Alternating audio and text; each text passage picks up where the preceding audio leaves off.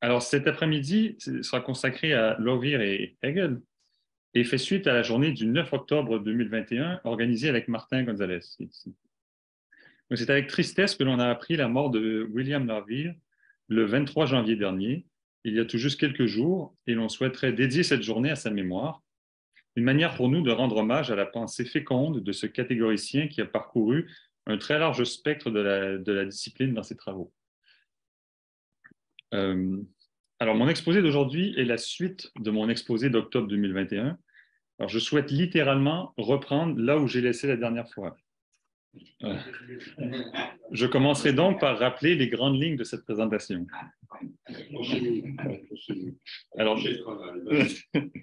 Alors, dans un article de 1996 intitulé Unity and Identity of Opposites in Calculus and Physics, William Lovier présente une situation mathématique qui est pour lui l'incarnation de la dialectique hegelienne, la situation du IAO, donc pour Unity and Identity of Adjointly Opposites. Je fais circuler la feuille de présence avec l'article en fait sur l'article me revient, comme la feuille de présence. Ceux qui l'ont rempli ce matin, on va bientôt mettre. Alors, ce qui est bien, c'est que François, il a déjà fait le dessin essentiel pour moi. Je n'ai plus qu'à mettre deux catégories à gauche et à droite. Donc, vous avez la situation se présente comme ça. Vous avez une catégorie B, une catégorie C et trois foncteurs entre les deux. Et donc, vous avez I0, I1 et puis R qui va dans l'autre sens. Et donc, dans la situation la plus générale, et en fait, donc vous avez deux choses importantes. La première, c'est que si vous composez, si vous faites d'abord I0 puis R, ou si vous faites d'abord I1 puis R, dans les deux cas, vous obtenez l'identité. Donc, on dit R, la raison pour laquelle on dit R, c'est parce que c'est une rétraction. C'est le terme généralement employé. Donc, si vous composez R avec I0 ou R avec I1, dans les deux cas, vous obtenez l'identité de B. Et ensuite, vous avez cette... Toi, ce que votre signe, là, il veut dire quoi? Tu ne mets pas exactement égal? Dans les cas qu'on va considérer, ça va être égal, mais dans le cas des foncteurs, ce serait isomorphique, isomorphe. Mais, donc, oui. Pour les besoins de l'exposé, aujourd'hui, on peut penser que c'est égal. En général, ça va être un iso. Et voilà, et la deuxième donnée, mais dont on n'aura pas besoin essentiellement aujourd'hui, mais qui est quand même présente dans la situation générale qui est considérée par Lovier, c'est le fait que R est l'adjoint à droite de I0 et I1 est lui-même l'adjoint à droite de R. Donc, en fait, ce que dit cette équation, c'est que vous pouvez plonger I0 et I1 plongent la catégorie B dans la catégorie C. Donc, vous avez identité, puisque c'est la même catégorie B qui est plongée, mais de deux manières différentes, donc opposition à la fois. Et la rétraction, comme elle ramène les deux sur l'identité, enfin, elle réunit les opposés adjoints. D'autant qu'il y en a un qui est adjoint à gauche et l'autre il est adjoint à droite. Donc, vous avez vraiment cette idée de les opposés adjoints. Donc, c'est là où ça vient. Donc, UIAO, donc unité et identité des opposés adjoints. Et en fait, aujourd'hui, on va se contenter d'examiner. Donc, ça, c'est vraiment, enfin, les opposés, quand on dit, je vais peut-être les mettre d'une autre couleur. Donc, opposés adjoints, ça veut vraiment dire, peut-être, je peux le mettre en français, hein. Je sais pas. Adjointly opposite, c'est vraiment la donnée de cette situation de double adjonction. Mais on ne s'en servira pas vraiment aujourd'hui. On va se contenter d'examiner les situations de UI. Donc, une situation comme celle-ci où on a ces deux équations.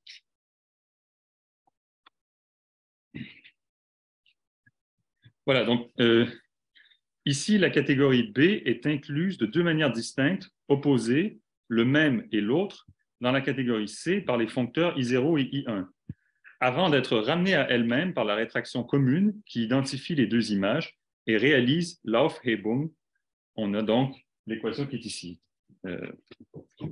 Alors, dans la situation la plus générale considérée par Lovier, les foncteurs I0 et I1 sont respectivement adjoints à gauche et à droite du foncteur R. On a à la fois opposition et unité réconciliation. Donc, je renvoie à l'exposé de Martin Gonzalez d'octobre 2021 pour des considérations profondes au sujet de la situation d'adjonction. Aujourd'hui, nous nous contenterons d'examiner les situations d'UI, donc sans le AO. Donc, l'exemple paradigmatique développé par Lovier dans son article concerne le calcul différentiel et plus généralement la géométrie différentielle. Donc, concrètement, il considère l'UI suivant. On va remplacer... Alors, à la place de B, vous prenez les fonctions C infini sur la droite réelle, et à la place de C, vous prenez les fonctions C infini sur le plan. Là, et là maintenant, infiniment dérivables. Oui, donc prenez les fonctions qui sont infiniment dérivables. Donc, une autre manière de l'écrire, peut-être c'est plus facile de voir si j'écris, je pourrais tout simplement écrire les fonctions de R dans R. Est-ce que c'est mieux comme ça? Non.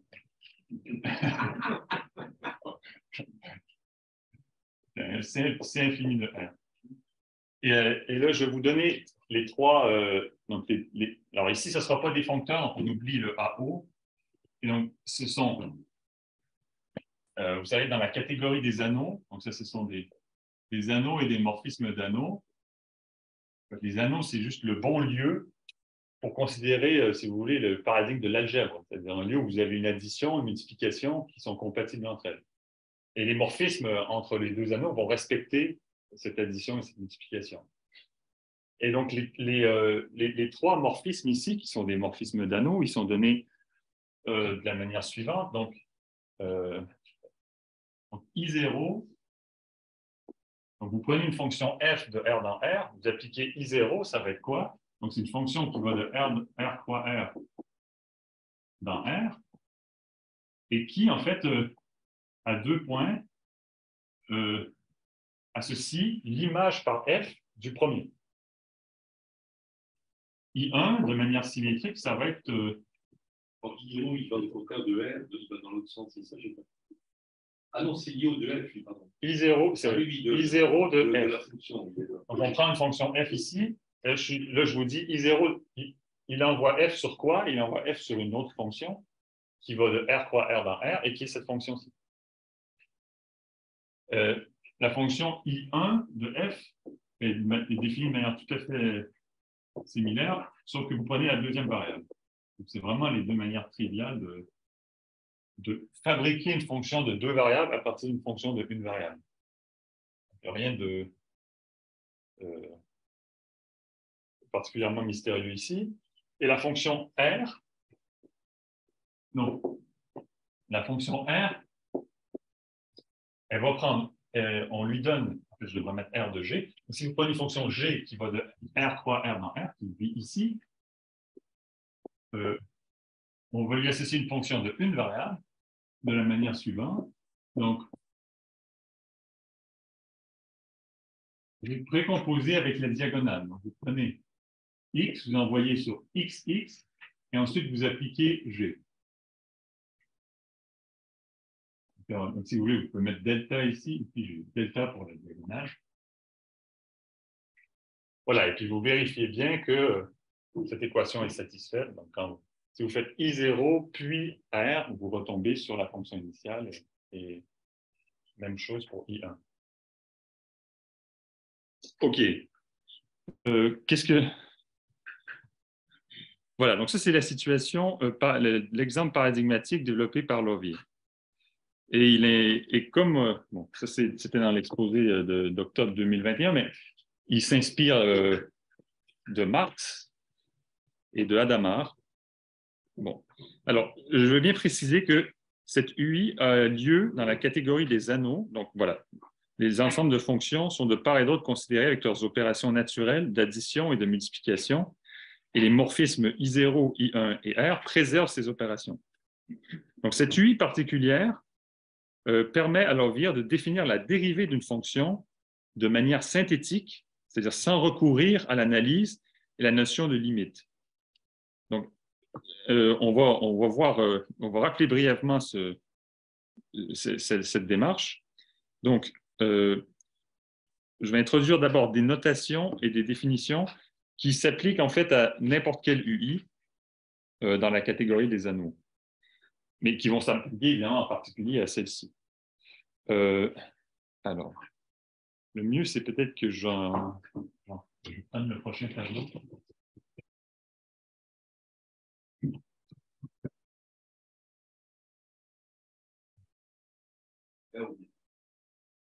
Ah oui. Le capte bien le tableau sur oui, après, c'est pas. Essaye de rester à peu près. Oui, là, oui, c'est bon pour le tableau, pour la hauteur. Non, mais sur les côtés. Oui, je me vois moi-même. Je vais essayer de rester dans le cadre. Si tu veux, tu peux faire. Oui, quelque chose comme ça. Et... Ouais. OK. Oui, alors vous avez, dans le cas général, vous avez donc notre B et notre C comme ça, R, I0, I1. Voilà. Et alors, j'aurai besoin de deux notations.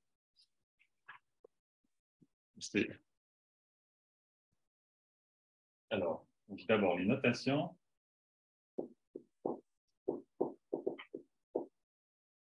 Donc, si vous avez Y dans B, alors on va noter delta Y, ça va être I1. J'essaie de régler la lumière. Oui.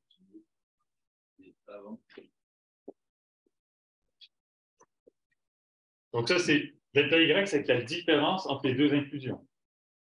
Le changement entre I0 et I1.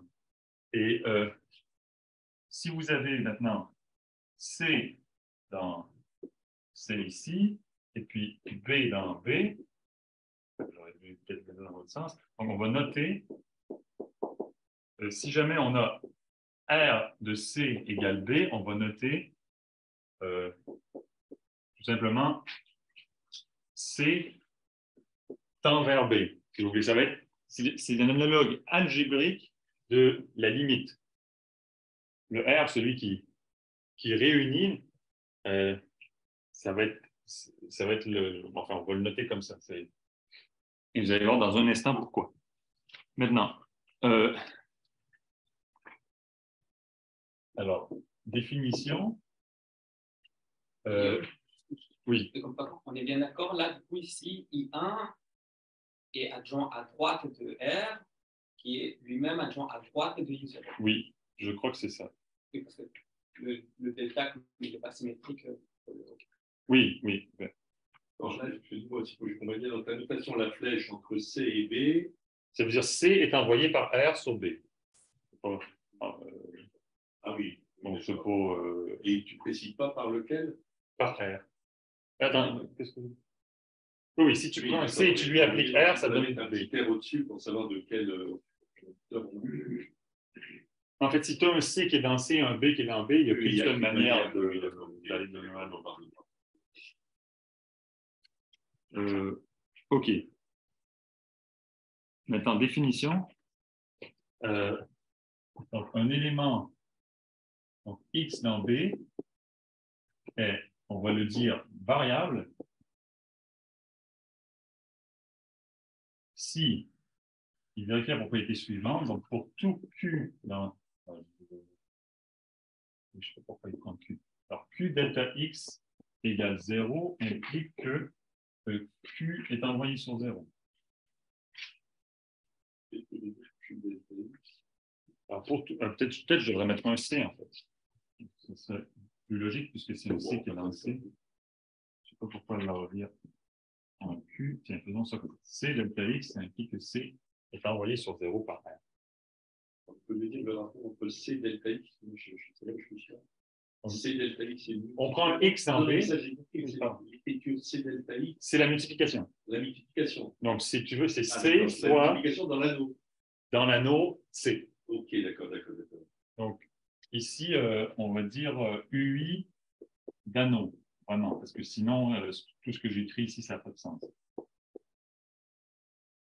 Donc, on peut multiplier, on peut additionner, et les morphismes respectent. Le delta X, c'est bien en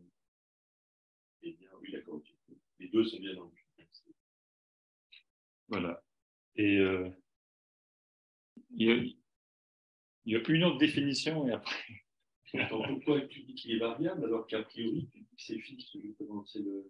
Pourquoi le nom, c'est moi qu'on fiche quand même parce que sinon. Alors, je m'attendais à ce que justement Q delta X varie. en fait, Pourquoi tu dis qu'il est variable alors que le résultat est fixe, c'est un point fixe? non, c'est-à-dire que c'est X qui alors, est variable. dans oui, voilà. Dans 2 minutes, delta X, ça va être I0 et I1, ça va être l'identité. Et donc, delta X, ça va être vraiment X moins Y. Et la propriété pour une fonction G de XY fois X moins Y égale 0, ça va impliquer que G de XX va être envoyé sur 0. Et donc, ça dit vraiment que si vous avez une fonction qui multipliée par un nombre vaut 0 tout le temps, alors elle est elle-même 0.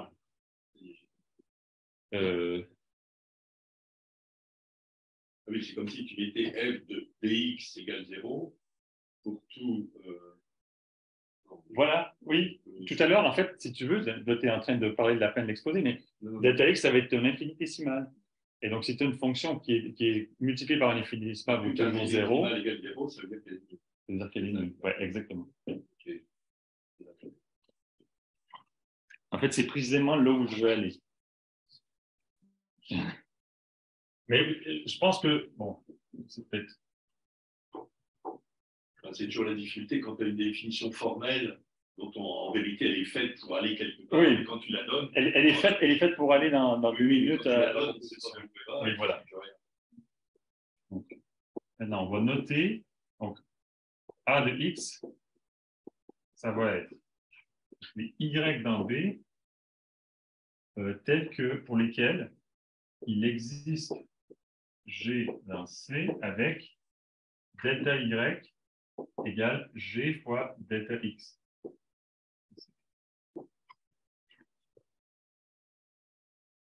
Donc, en fait, là, vous voyez que G ici, là, en fait, c'est les Y pour lesquels il existe une fonction pente de la séquence. C'est vraiment parce que vous pouvez imaginer que vous allez diviser delta Y par delta X, et en gros, ça vous dit j'ai un Y, une fonction telle que qui admet une fonction pente de la séquence. Voilà. Et ok, le mieux. Est-ce que j'écris dessous ou c'est trop bas? Surtout pour l'écran. Ça va, je peux peut-être même le mettre un peu plus comme ça. Oui. Lève ton tableau. Mais je veux garder un peu ce qui est écrit là. Ok, maintenant, dernière définition. Ici, donc, si on prend maintenant un Y dans A de X, donc quelqu'un qui a, en anticipant un peu, admet une pente de la séquence. Alors, donc, maintenant, s'il existe, donc on note dy dx, l'élément de B tel que pour tout G dans C, si on a delta Y égale G delta X, alors G est envoyé sur dy dx. Donc la fonction pente de la séquence se spécifie via l'action de R en fonction pente de la tangente. Je vous signale au passage que là, je comprends maintenant. Je vais parler de géométrie différentielle synthétique, donc on est sur le fait. Il y a l'axiome de Koch-Lobir qui était très difficile à comprendre, qui est posé en fait, dans le bouquin de Lavando en page 2, et dont là, je vous fais en fait la genèse. Exactement. La manière, je comprends seulement maintenant d'où sort l'axiome de Koch-Lobir, qui sinon tombe du ciel, donc on se demande, alors que là, on en a l'engendrement catégorique. Et ça change tout. Alors. La réflexion catégorique. Là, La réflexion catégorique. l'engendrement. Non, l'engendrement, comment il apparaît, cette chose. Lui, il nous donne cette chose. Vous comprenez? Tandis que là, il est en train de nous montrer comment il est engendré par le travail sur cette petite situation de départ. Mais je crois que ça n'empêche que l'action, il est apparu avant. Non, bien sûr. Ah, enfin, j'en sais rien. Ah, il est avant, Levire? Non, disons, Levire l'a fait dans les années 70, c'est ça. Eh bien oui, mais l'action de Koch-Levire, il est après. C'est Koch qui l'a porté dans les années 80-85. Mais cet article, il est après. Ah bon, alors donc. Ah bon, alors. Enfin, en tous les cas, ça, je ne sais pas si c'est engendrement ou non, mais ça déplie. Oui. Ça déplie la philosophie. Catégoriellement, l'action il est réfléchi très compacte. On peut, mais oui, c'est pour ça que tu dis que ça le représente. S'il est après, ça le représente. S'il est avant, ça le représente. OK. Et maintenant, avec ces définitions, on est prêt à énoncer les faits les plus importants concernant la situation d'UI dans la catégorie des anneaux, dans la situation que je viens tout juste dépasser. Donc, je renvoie à mon exposé d'octobre 2021 pour les preuves détaillées de la proposition qui suit maintenant. Donc, ça, c'est ce qu'on avait fait en octobre 2021, c'était quand même un moment. Donc, mais ce qu'on peut montrer en quelques lignes, c'est que si X est variable, alors on a quoi? Alors, première chose, c'est que A de X est un anneau.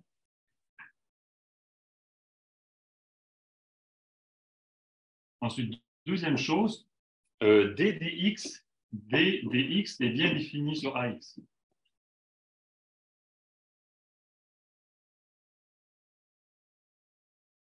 Sur A de X. Et enfin, troisième chose, je vais changer de couleur, je crois. Troisième chose, c'est bien une dérivée, donc D de X est bien une dérivée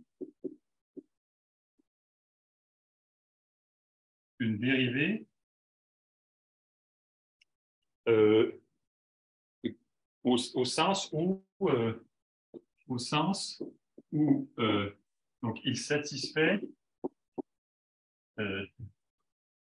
donc les règles de dérivation des fonctions composées et du produit. Donc la règle de dérivation donc enchaîne, donc la dérivation d'un produit enchaîne avec un S, et la règle de dérivation des fonctions composées.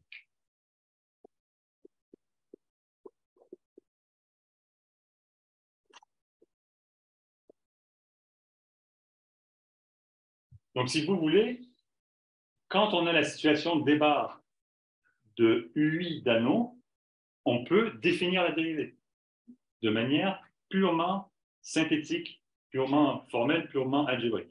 Il n'y a absolument pas besoin d'analyse.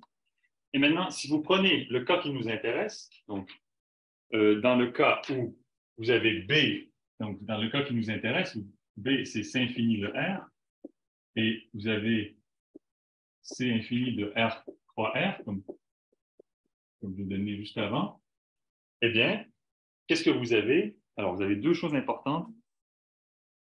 Peut-être ça vaut la peine même que je les écrive.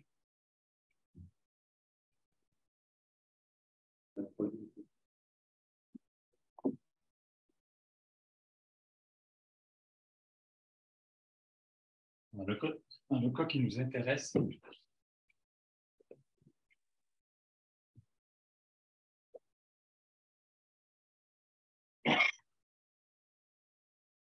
parce que je vais y revenir tout à l'heure à ces deux énoncés. Donc dans le cas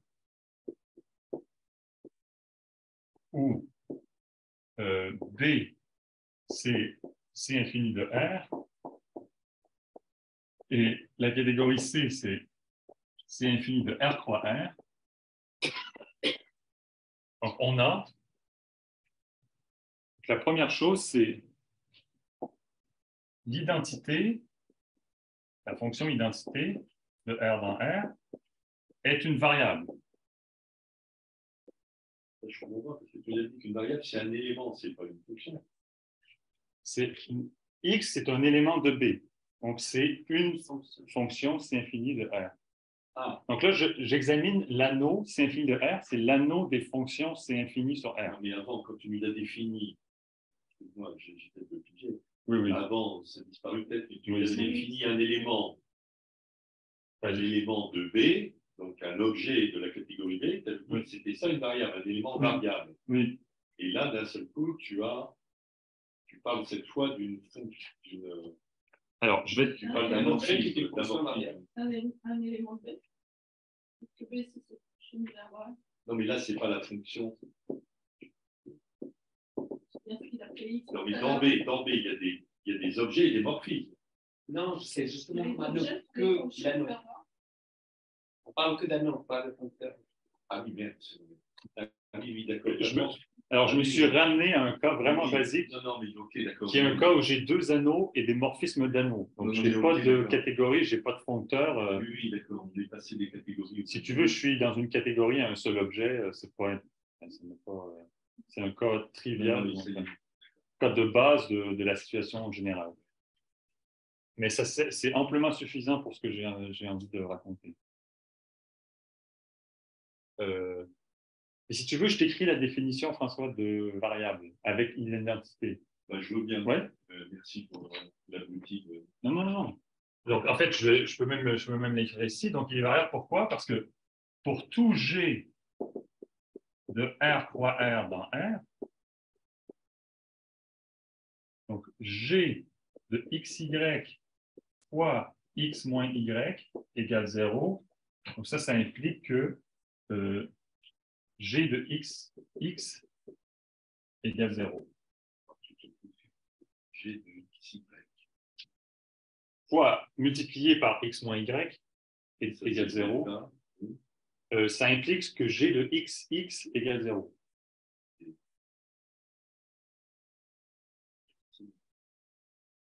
Et G de XY, il faut vraiment y penser, c'est la fonction pente de la séquence.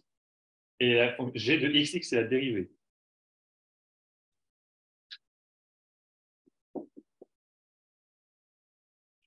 Et donc, ça, c'est la première chose importante qu'on a dans le cas de ces anneaux aussi. Et la deuxième chose, donc, par le lemme de Hadamard, ce n'est pas important que je vous dise qu'est-ce que c'est exactement. Je l'avais défini la dernière fois, mais ce n'est pas essentiel. On a que quand vous prenez A de l'identité, ça vous donne tout le monde. Et en fait, vous rappelez donc A de X, c'est un anneau, et c'est là où on peut dériver. Donc, en fait, A de l'identité, c'est toutes les fonctions de R dans R qui sont dérivables. Et quand vous prenez le lemme de Hadamard, en fait, vous trouvez tout le monde. Donc, le lemme de Hadamard, il vous dit que n'importe quelle fonction de R dans R, c'est infini, admet une fonction G de XY qui est pente de la séquence et qui se spécifie de manière non ambiguë en une fonction pente de la tangente. La A de I, c'est au sens de la définition que tu nous as donnée avant dans les catégories de A de X, c'est bien ça? Voilà. Donc, A de id, si tu veux, je vais le réécrire. Donc, donc A de id, c'est quoi? Donc, par définition, c'est. Alors. Donc, c'est les G qui vont. Non, qu'est-ce que je suis en train de dire? Non, c'est l'ensemble des F de R dans R.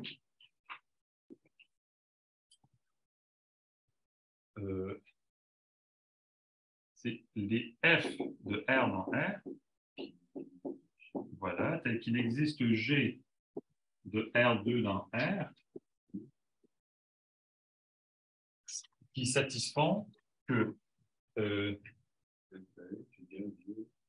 delta F égale G fois X moins Y.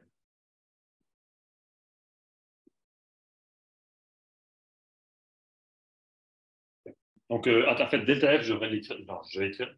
Donc, delta F, c'est juste F de X moins F de Y. On est d'accord? Donc, ça, c'est. Voilà. Donc, en fait, je vais le réécrire avec beaucoup d'espace. C'est le même. Donc, F de X moins f de y égale g de xy fois x moins y. Voilà. Donc, ça vous donne précisément, donc c'est des fonctions f telles que elles admettent partout une fonction pente de la séquence. Voilà. Voilà, là on retombe, à partir du truc abstrait de Lovier, on retombe sur vraiment la définition qu'on connaît, qui est de...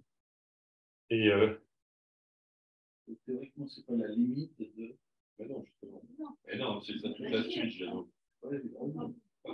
C'est ça toute la suite, ça. Mais non. C'est pour ça qu'il a introduit tout à l'heure la flèche. Oui, oui, mais... Ah, ben non.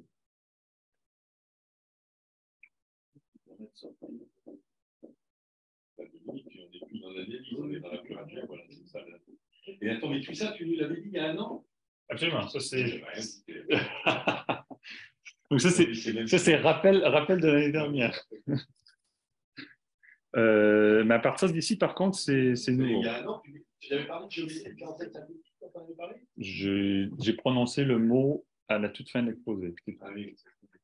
Et bien, vers ce que j'avais entrevu ce que je vous raconte aujourd'hui. Mais il y a quelqu'un qui nous dit c'est difficile de lire. Ah oui. Oui, alors, pour les gens en ligne, je suis désolé si c'est difficile de lire ce qui est sur l'écran, mais tout est noté et je vais vous envoyer mon manuscrit ensuite. Donc, il y a des gens qui prennent des notes aussi. Oui, en fait, peut-être je vais essayer avec le bleu après. Mais il est pas. Il y a deux noirs. Ah oui, il y a un autre noir. Ok, je vais réessayer. Je vais réessayer avec le noir. Ouais. Ok. Donc, autrement dit, toute fonction f dans C infini de R admet en tout point x une fonction pente de la séquence g de xy qui se spécifie de manière non ambiguë à une fonction pente de la tangente g de xx le long de la diagonale. Encore en d'autres mots, la présence d'un anneau R combiné à une situation du I, unité-identité, permet de définir la dérivée de toute fonction, c'est infini, de R dans R.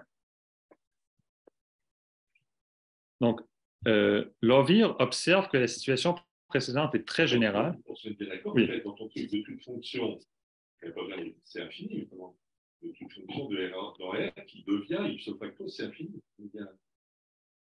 Enfin, il faut que tu regardes. Ah non, oui, puisque ton anneau est infini. Non, tu n'as pas le choix, parce que le lemme de Hadamard, il ne marche pas sinon. Il est pour les C infinis. Oui. Mais en fait, l'idée d'un topos lisse qu'on va aborder dans un instant, c'est faire comme si tout se passait dans C infini de R. C'est ça le truc. Qu'on soit avec des fonctions lisses, qu'elles soient indéfiniment dérivables, c'est une tautologie. Oui. Ce qui est particulier dans la géométrie différentielle synthétique, c'est qu'on ne part pas de fonctions indéfiniment, enfin, c'est infini, et qu'on produit des fonctions c'est infini à demeure, à partir de fonctions qui ne le sont pas. Mais le modèle, ce que je prétends, c'est que le modèle, c'est cet anneau. Oui, mais c'est un anneau des fonctions lisses, donc c'est déjà assez banal.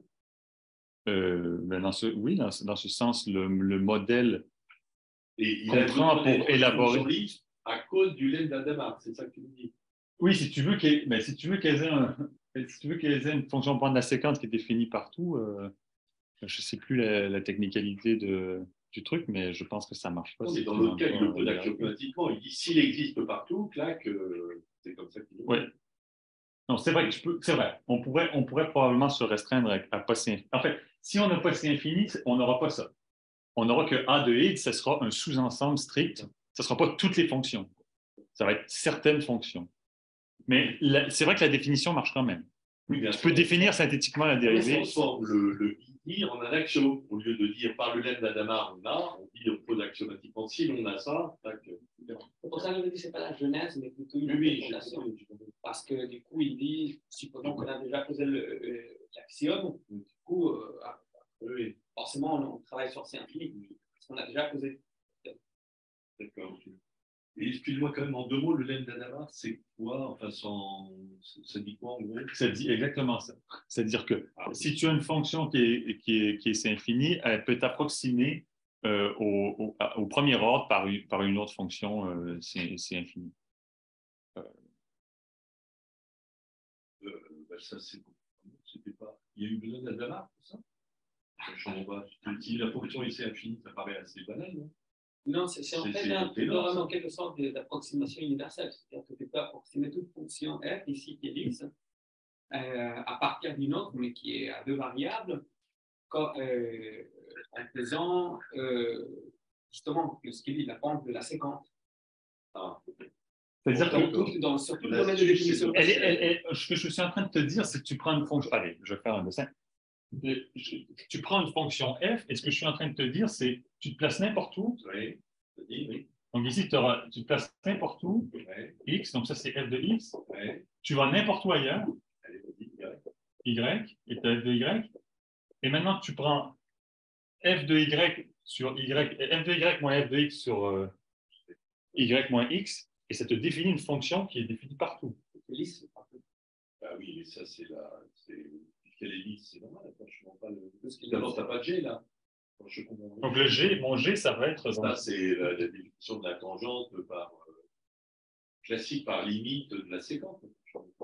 Donc ça, il n'y a pas besoin d'Adama pour ça. Non, mais là, si c'est infini, on a des limites. Là, en fait, ça va même pas. Bon, je sais pas.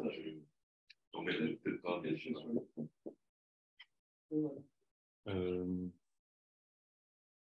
Ça, c'est comme ça qu'on définit la dérivée comme limite de la pente. Mais tu vois, mais en fait, c'est même pas. J'ai pas vraiment le droit d'écrire ça parce que si tu prends y égale x, tu as un truc qui n'est pas défini. C'est justement le. C'est juste. Non, mais là, si je n'ai pas bien compris le lemme d'Adama, parce que j'ai l'impression qu'il est tautologique avec le fait que la fonction est infinie. Mais c'est pas grave, quand même pas. Je pense pas qu'il dit beaucoup plus. C'est ça. Je pense pas qu'il dit beaucoup plus, mais il est. Donne-le éventuellement et puis c'est un truc d'approximation en tout cas. Et ça dit beaucoup. En fait, en G de x, y, il est défini partout, quoi, pour tout x et y. Ça te définit sur tout le plan. Donc, ah oui, c'est pas local. Voilà. C'est un truc, je pense que c'est un truc global. C'est pas local. C'est ça, une approximation à ça, parce que tu l'approximes pas. Je dirais pas globalement, parce qu'on n'a pas de temps ici, mais. Tu passes du local au global, en fait. Tout est global ici. Tout est global. Oui. Ah oui, oui. Et en fait, en allant dans la géométrie différentielle synthétique, on va passer au local. Oui. Et au local, alors là, on va. Local de chez local. Le local voisinuagique. OK. Maintenant, Lovier observe que dans la situation précédente, donc cette situation, elle est très générale, qu'il suffit pour pouvoir parler de dérivée, de considérer une catégorie munie d'un anneau, R, qui n'est pas du tout nécessairement l'anneau des réels, là, et où, premier petit i, donc la morphisme identité est une variable, et où, second i, tous les morphismes f de R vers R appartiennent à A de l'identité. Enfin, si vous voulez, on prend cette situation comme paradigme, de dire C infini de R, c'est notre modèle où on peut dériver et on peut dériver tout le monde. Et donc, maintenant, on va passer, on va généraliser ça au maximum. Et c'est ces deux caractéristiques qu'on va retenir. Donc, de plus, il remarque que les fonctions G de R croix R dans R, de deux variables, donc, qui entrent dans la définition de A de l'identité, là, et dont l'existence est garantie dans le cas C infini par le lemme de Hadamard, n'ont pas besoin d'être définies sur tout le produit cartésien R croix R. Donc, il suffit, et ça, je vais le noter quand même, il suffit qu'elle soit définie sur un voisinage de la diagonale.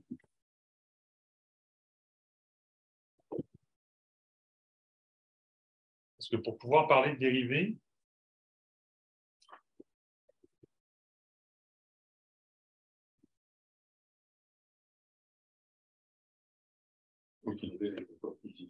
oui, je vais essayer avec l'autre noir.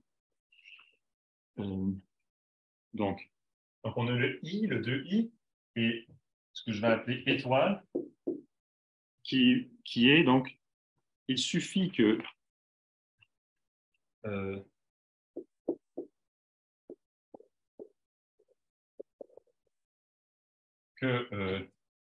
donc les fonctions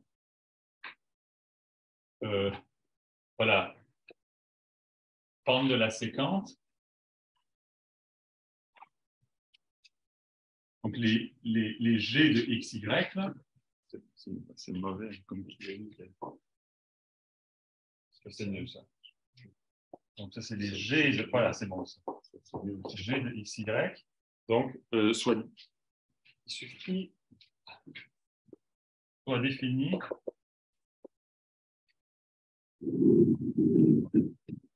sur donc, un voisinage de la diagonale dans. Donc là, ici, maintenant, j'écris R croix R pour juste R comme un anneau. Pour qu'on oublie qu'on a vraiment l'anneau des réels. Donc un voisinage de la diagonale. Oui. Donc, je vais vous faire un dessin dans une seconde.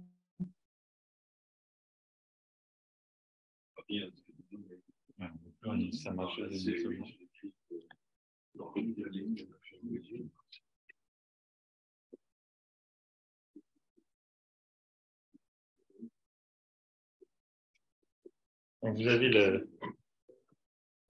vous avez la diagonale ici. Donc, ça, c'est on est dans R croix R, là.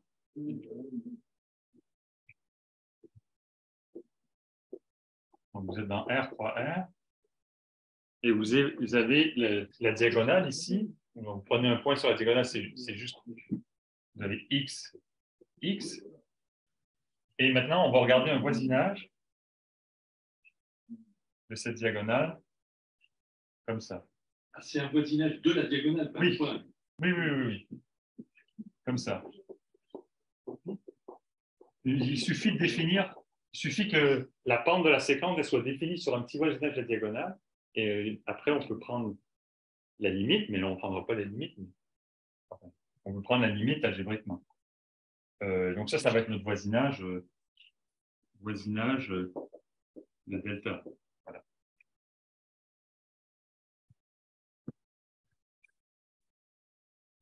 Voilà. Et là, on a les trois observations fondamentales. C'est trois choses à retenir de l'exposé. Enfin, le cœur de tout ce qui est en jeu ici, c'est ces trois choses-là. Le I, 2I et l'étoile.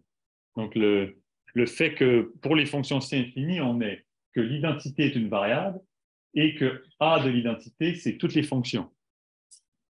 Et l'observation qui permet de passer à la suite, c'est que, en fait, on n'avait pas besoin d'un truc aussi général que le lemme de Hadamard. Et il nous donne un truc trop gros, et il nous donne une fonction G définie globalement, et en fait, il suffit qu'elle soit définie localement pour qu'on puisse parler de dérivée synthétiquement. Alors, donc c'est là le point de départ de la géométrie différentielle synthétique, ou GDS, dont François Nicolas a parlé en détail le 5 novembre dernier, dans le but d'éclairer le romantisme révolutionnaire d'Henri Lefebvre, et qui a fait l'objet d'un exposé passionnant de Francis Borseux, j'ai une copie ici pour ceux que ça intéresse, à ce séminaire le 1er décembre 2007. Qui est sur le site de Mamouchi, hein, si vous cherchez. Donc je prendrai ici... Oui. 2007, pas 2007. 2007, oui. Donc ça fait... Et il y a la vidéo aussi 16 de ans. Borseux qui est aussi sur le site. Donc, je prendrai ici fortement appui sur ces deux exposés auxquels je renvoie pour bien davantage de détails. En effet, on peut voir la GDS comme une vaste généralisation du calcul différentiel et de la géométrie différentielle ordinaire naissant du, et on pourrait dire dont le pivot est le point de vue de l'UI que nous venons de décrire. Donc, le leitmotiv est le suivant. On peut développer la géométrie différentielle dans tout topos E. Donc, un topos, c'est une catégorie munie de bonnes propriétés, comme des produits, coproduits, un peu comme la catégorie des ensembles, qui a deux propriétés essentielles. La première, c'est qu'il possède un anneau R, comme l'analogue de l'anneau des nombres réels, et B, vérifie l'axiome de Coq-Lorvier. Donc, c'est ce dont François parle un peu plus tôt. L'anneau, un topos qui possède un anneau. C'est un objet anneau. Enfin. Il devrait poser la définition, en fait. Oui, je l'ai. Je vois bien que c'est qu'un anneau, mais un topos, c'est par rapport aux objets. En fait, un topos, c'est une catégorie. C'est un objet particulier parmi tous les objets de la catégorie. Ah, c'est. Que tu appelles. D'accord. Oui. Ah, c'est pas un anneau sur le topos. Non. C'est un objet comme le classifiant de ces objets. Il y a un autre objet qui s'appelle l'objet des entiers naturels. Ici, c'est l'objet des. Qui possède comme objet particulier un anneau. Voilà, on peut dire comme ça. Il possède un objet distingué, R, un anneau sur lequel on va définir les fonctions. Objet des nombres réels. Pas de nombres réels. Je suis un peu réticent à dire ça, mais oui. Donc ce dernier axiome, l'axiome de Coq-Lorvier, généralise et subsume d'une certaine manière les conditions I et 2I en haut et en poussant l'observation étoile à son extrémité. Donc on appelle lisse un topos qui vérifie la condition de posséder un anneau et de vérifier l'axiome de Coq-Lorvier. Donc, avant de continuer, il est absolument indispensable de préciser que tout énoncé logique portant sur les objets et morphismes du topos E doit être interprété dans la logique interne de ce topos. Donc, chaque topos possède une logique interne, et cette dernière est une logique intuitionniste où la règle du tiers exclu est inopérante. Donc, la double négation, comme dans la philosophie de Hegel, n'est pas égale à l'identité. C'est extrêmement important. Dans un topos, tout se passe comme dans les ensembles. On peut raisonner comme dans les ensembles, mais sans la règle du tiers exclu. Donc, cette règle qui dit que si vous avez un énoncé, une proposition P, si vous faites la négation de P, c'est pas nécessairement P. En d'autres mots, si vous avez une proposition, elle peut être vraie, elle peut être fausse, mais elle peut également être autre chose. Elle n'est pas nécessairement vraie ou fausse. Je pense que peut-être tu pourrais ici dire, pour revenir au traité adjoint, que non P1 différent de non P2 implique P1 différent de P2. Quelque chose comme ça. Disons, n'implique pas, par exemple. Non, oui. Oui, on n'implique pas. Parce que du coup, si tu interprètes le nom comme I0 et comme I1, le premier nom comme I0 et le deuxième nom comme I1, c'est justement le. N'implique pas. Tu as dit non, P0. Que si l'un n'est pas égal au deuxième, c'est si non P0, si ça différent de non P1, oui, implique. N'implique pas que P1, P0 est différent de P1. Ça? Je crois que ça c'est quelque chose de l'intérieur. C'est ça que tu veux écrire? Oui. Okay. Donc, en fait, pardonne-moi, je refais un peu de la géométrie différentielle synthétique telle qu'elle est. Moi, je suis rentré dedans par le livre de Manado. Il introduit le tiers d'exclu, et toi, tu lui dis, c'est parce qu'en fait, tout ça se passe dans un topos. Et donc, c'est pour ça que, d'accord. Dans un topos, il n'y a pas le tiers exclu. Non, ça, je sais bien, mais il ne le dit pas, alors maintenant que c'est curieux d'extraire après la géométrie différentielle synthétique de son substrat toposique, en fait. Enfin, je ne sais pas, pour une personne, ça. Bon, c'est-à-dire, dans les exposés que tu as lus, oui. Et tout ça, on ne nous parle pas de. Je pense que c'est vraiment la manière dont il faut aborder la chose, c'est de dire, on veut parler de géométrie différentielle synthétique, on se place dans un topos où il y a un anneau, où il y a l'axiome de Coq-Love-Virg, dont je vais parler dans une minute, et où la logique n'est pas la logique que l'on connaît. Oui, et puis ton truc UI, etc. Enfin, là, on comprend beaucoup mieux cette construction particulière. Sinon, on est confronté à ça, on nous dit il n'y a pas le tiers des crues, mais on ne sait pas vraiment quoi pourquoi. ça vaut. Alors que là, si c'est le topos, on comprend très bien. Voilà. On va voir un peu mieux. Voilà, donc en tout cas, ce qu'il faut retenir là, c'est que on peut, dans notre topos, donc la situation beaucoup plus générale que celle qu'on a étudiée ici, formellement, elle est la même, mais quand on raisonne dans cette situation, on n'a pas accès au tiers exclu. Et donc, ça nous permet de considérer... En gros, quand même, oui. je le dis, pardon, pour les béotiens, etc., et je suis un béotien de la tribu, hein, c'est que dans les propositions, dans le topos, etc., c'est des choses qui sont implicitement avec une variable. Il y a une variable de quelque chose. Donc, tout dépend de la variable pour savoir si c'est vrai ou si c'est pas vrai. C'est comme il fait beau à Paris, bah, ça dépend à Paris quand, à quel moment. Mais donc, il y a dans le topos, il y a en tous les cas, dans les topos de faisceaux, c'est parfaitement clair, que les faisceaux thématisent une variable.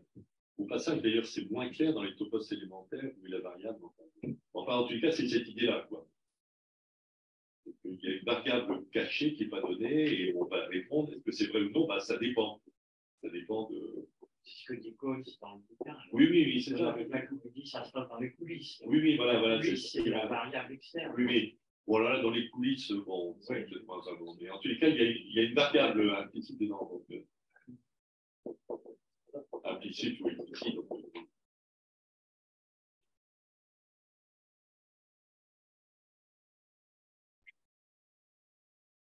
Voilà. Et donc, le cas dans lequel on se place, c'est vraiment vous avez un topos avec un objet anneau, R, qui vérifie l'axiome de Coq-Love-Virg. Donc, ça, je vais vous dire dans un instant. Qu'est-ce que ça signifie. Et la chose à retenir, c'est que comme on est dans un topos, et les ceux qu'on va considérer, ils sont comme ça, la logique n'est pas classique, mais intuitionniste. D'accord, aussi un petit point, je sais bien que c'est un peu du pinaillage, mais j'essaie quand même de montrer.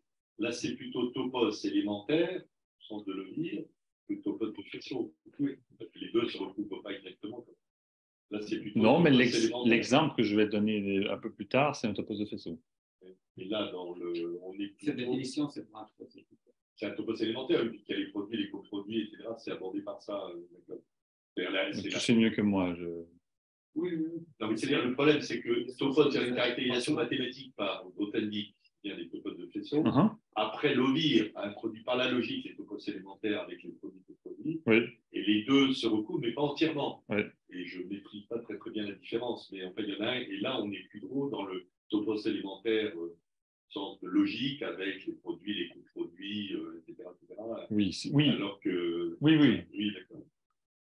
Mais ça n'empêchera pas notre topos E un peu plus tard. Ça ne nous empêche pas de considérer un topos de faisceau qui va vérifier ça. Mais je crois, sans être sûr, que tout topos élémentaire, enfin qu'un topos de faisceau est un topos élémentaire, mais l'inverse n'est pas vrai. Ok. Je crois, mais je ne suis pas. Ok, donc on serait dans un cas plus général. Mais donc le fait qu'on ait la logique intuitionniste, ça nous permet de considérer. Donc ça, c'est l'ensemble des infinitésimaux qui sont les R dans R tels que R carré égale 0. Et ça, dans une logique, ça c'est ce dont François a parlé dans son exposé. Donc, dans une logique normale, cet ensemble, il n'y a que 0. En fait, si on était avec l'anneau R qu'on connaît, les nombres réels, cet ensemble, il est trivial. Mais dans un topos où la logique est intuitionniste, ce n'est pas nécessairement vide. Alors, maintenant, l'axiome de Coq-Love-Virg, il dit la chose suivante, je vais l'écrire sur un peu.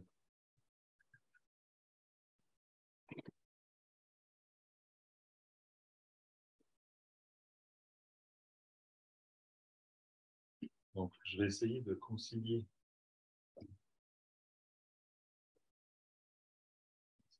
les deux.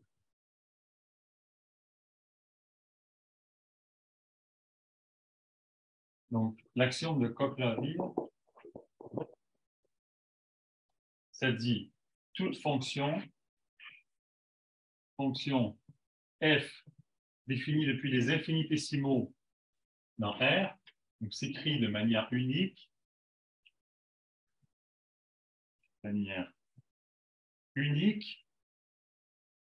sous la forme f de t égale at plus b avec ab dans R. Donc, l'image que vous devez avoir en tête, François en a déjà parlé, c'est que, en fait, cette axiome formalise l'idée que sur un voisinage infinitésimal, disons de 0, la fonction f, elle est indiscernable de sa tangente. C'est-à-dire que localement, enfin, d ici,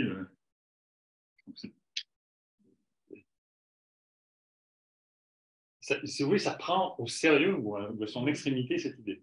C'est-à-dire, littéralement, sur les infinitésimaux, et ici on peut en parler parce qu'on est dans une logique intuitionniste, ben, la fonction, c'est exactement sa tangente.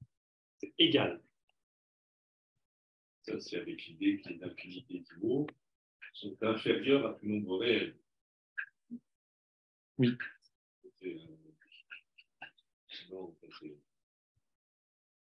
Donc, il érige en principe donc, cette idée que toute fonction est sur un voisinage infinitésimal, ou pour reprendre l'expression de François, un voisinuage, je trouve très approprié, indiscernable de sa tangente. Voilà. Et donc, comme l'a montré François, cette axiome implique que pour toute fonction que toute fonction f de R dans R est dérivable, et donc une infinité de fois.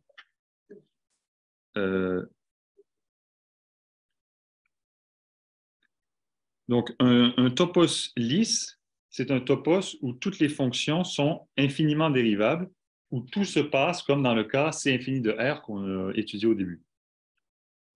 Donc, en quoi l'axiome de Coq-Laville subsume-t-il les conditions I et de I qui sont ici, qui émergeaient à partir de la situation du I?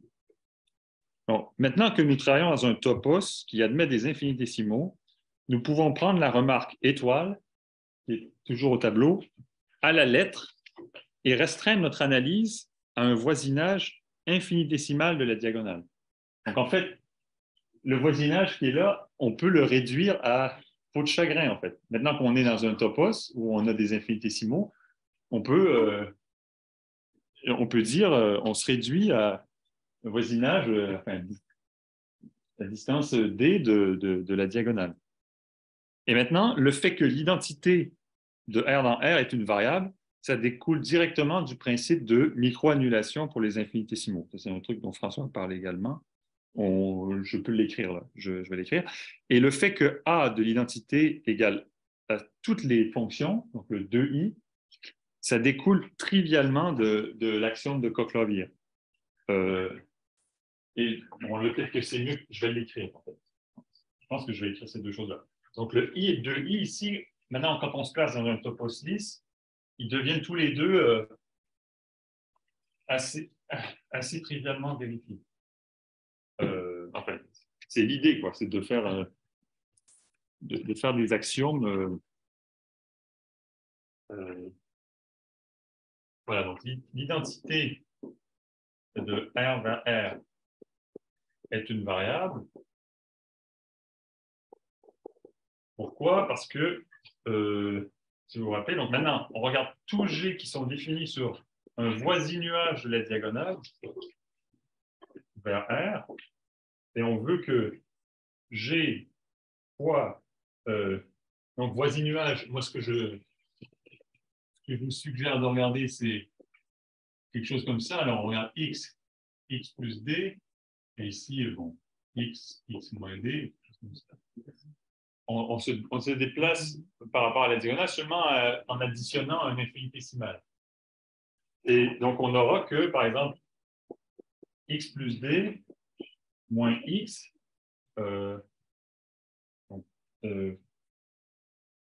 donc ça va nous donner simplement g multiplié par d.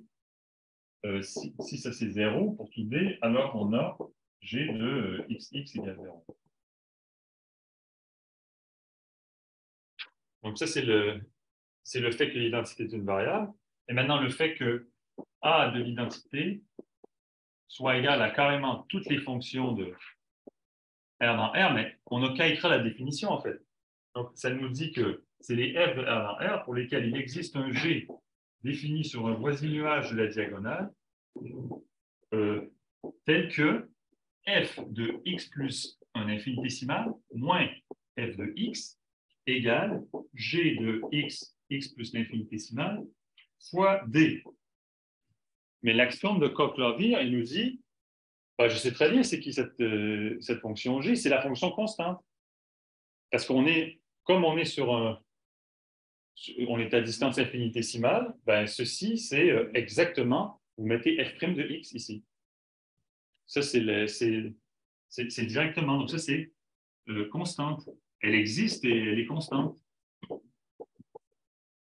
Donc c'est pour ça que je dis que ça subsume le i et 2i d'avant, parce que ça devient vraiment immédiat, mais même trivialisé si vous voulez. La fonction de pente de la séquence, ça devient la fonction de pente de la tangente. Littéralement.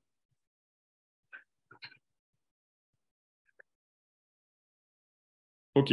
Donc, autrement dit, on suppose non seulement l'existence d'une fonction pente de la séquence sur le voyage de la diagonale, comme requis par la situation du i, mais on impose qu'elle soit constante, égale à la dérivée, donc sa valeur le long de la diagonale. Donc, en somme, on a poussé la situation du i, donnant naissance au calcul différentiel, on l'a poussé à sa limite, où l'on peut se restreindre à l'étude des voisinages de chaque point, voisinuages de chaque point, donc des voisinuages que l'on peut manipuler synthétiquement, c'est-à-dire sans analyse, seulement avec l'algèbre. Donc, il se trouve, voir par exemple le livre de Murdyke et Reyes, qui s'intitule Models for Smooth Infinitesimal Analysis, qui date de 91, que l'on peut développer l'équivalent de la quasi-totalité de la géométrie différentielle ordinaire dans tout topos lisse, avec des preuves en général plus simples, car l'intuition des infinitésimaux se trouve formalisée, et toujours constructive, car on ne peut recourir au tiers exclu. Donc, le point essentiel ici est que l'on peut retrouver la géométrie différentielle classique à partir de ce point de vue. Donc, en effet, il existe un certain topos lisse E, qui est un topos de faisceau, et un plongement des variétés lisses dans E qui préserve et reflète toutes les propriétés habituelles des variétés. Donc, cette construction, elle est esquissée dans l'exposé de Francis Borseux et assez bien expliquée. Les théorèmes prouvés dans ce topos spécifique, avec sa logique interne, évidemment, s'appliquent alors aux variétés classiques et on retrouve par voie synthétique, c'est-à-dire formalisant l'intuition des infiniment petits, les théorèmes classiques sans devoir recourir à l'analyse. Donc ça, c'est ce que permet la géométrie différentielle synthétique. J'aimerais noter au passage que pour montrer que le topos E en question satisfait bien l'axiome de Coq-Love, on se sert de manière essentielle du lemme de Hadamard, donc, ce qui montre bien que dans la montée en généralité qui nous a mené de l'anneau analytique R à l'anneau synthétique R ici, on a en quelque sorte transformé le lemme en axiome. Et c'est exactement ce que François disait tout à l'heure. Donc, il est remarquable que cette montée en généralité a été suggérée par un schéma de pensée dialectique inspiré de la philosophie de Hegel.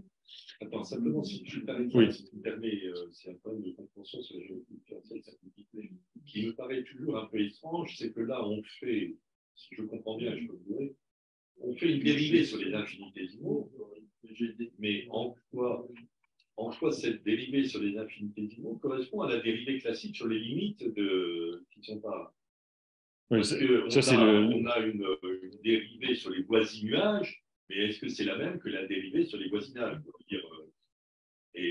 Alors, là, il faut que tu entres dans la construction explicite de ce topos particulier dans lequel tu plonges les variétés habituelles et après tu montres que les propriétés des variétés sont préservés dans ce topos. Et c'est là où tu as le dictionnaire entre le monde classique et le monde toposique. Il a un nom, ce topos, là, le E, là, tu l'appelles. Je l'appelle E parce que Francis Boursieu l'appelle E. C'est pas le topos de, je sais pas quoi, d'accord. Topos lisse, non, mais topos lisse, ça, c'est plus général. Non, oui, là, c'est un topos lisse particulier. Là. Oui, tout à fait particulier. Et la définition, elle est ici. Là. Mais si tu l'as pas, c'est pas grave. Oui, donc la démonstration se fait dans ce topos, c'est ça que tu me dis répondre. On est resté explicitement d'avoir un moment une limite. Pour le moment, non. Non. Non, c'est purement algébrique, c'est ça le mystère. Bah oui, mais c'est-à-dire, quand tu vas plonger, quand tu vas prendre. Donc, on a un certain topos lisse, qu'on appelle, disons, le topos E. Le topos E, c'est là, c'est un certain topos de faisceau dans lequel les variétés usuelles se plongent. Dans ce plongement, on va se servir de l'analyse. On n'a pas le choix. Il faut montrer que nos fonctions, nos variétés habituelles vérifient l'action de Coq-Lavir, blablabla. Et notamment, pour montrer que ce topos E vérifie Coq-Lavir, on prend précisément le lemme de Hadamard. Donc, c'est vraiment la filiation et la directe. Et là, on fait de l'analyse. Par contre, une fois qu'on a fait cette démarche de traduction, on n'a plus besoin de travailler pour les théorèmes. Parce que les théorèmes, une fois qu'ils sont démontrés dans le topos, ils deviennent immédiatement valides pour toutes les variétés. Donc, si vous voulez, on fait l'analyse une seule fois. Plutôt que de faire l'analyse pour chaque théorème, on fait l'analyse pour le plongement des variétés dans le topos E, et maintenant, on prouve tout dans le topos E. On oublie les variétés desquelles on est parti, on oublie l'analyse, et là, on travaille seulement synthétiquement dans le topos. Et là, la démonstration est faite dans le livre Modèle for Polytech. Absolument. Oui, et c'est un peu costaud. Et je peux te dire, donc j'ai au moins, ce que j'ai réussi à comprendre, j'ai localisé où on se sert du lemme de Hadamard. Ah oui, ça va donc, j'ai la page 81. On se sert du lemme de Hadamard pour montrer que le topos vérifie Coq-Lavir. D'accord, ok. Donc, mais bon, c'est des maths costaudes. Hein. Moi, je ne prétends pas maîtriser ce livre. Hein. Moi, je suis 81, c'est toujours Une autre manière de le dire serait qu'il suffit que l'ensemble des topos, lisses, vérifiants et tout ça soit non vide. C'est-à-dire que tu en montres qu'il y en a un pour lequel se vérifier, pour que tout d'un coup, pour tous ces topos-là, tu as des propriétés qui sont valables. Il suffit qu'il y en ait un, que tu en trouves un, et puis ensuite, par plongement, c'est vrai pour tous. Oui. Dans le sens où une fois que tu as montré que ce topos particulier existe et que tu peux plonger les variétés, l'étude des topos lisses prend tout son sens. Et maintenant, c'est justifié de travailler la géométrie de manière purement synthétique, purement formelle. Et intuitivement, excuse-moi, tu aurais une manière de nous faire saisir comment on passe des infinitésimaux aux limites, des non-infinitésimaux. Non, il n'y a pas de... j'ai tout simplement pas étudié assez cette traduction. C'est intéressant de voir comment on peut l'additionner ou non, on peut pas le faire. Absolument. Et le point de départ, c'est l'exposé de Francis Boursieu. C'est-à-dire, il donne la définition de ce topos et il donne l'intuition derrière. Et donc, moi, si je veux étudier la question, je commence par comprendre ceci. Et après, je prends le livre de Murdac et Reyes et j'essaye de travailler, de remonter la rivière dans le compte courant, quoi. Non, c'est très bien, mais j'ai presque fini. Là, c'est plus intéressant, maintenant tu vas rentrer dans la dialectique de la Terre. Oui, donc j'ai.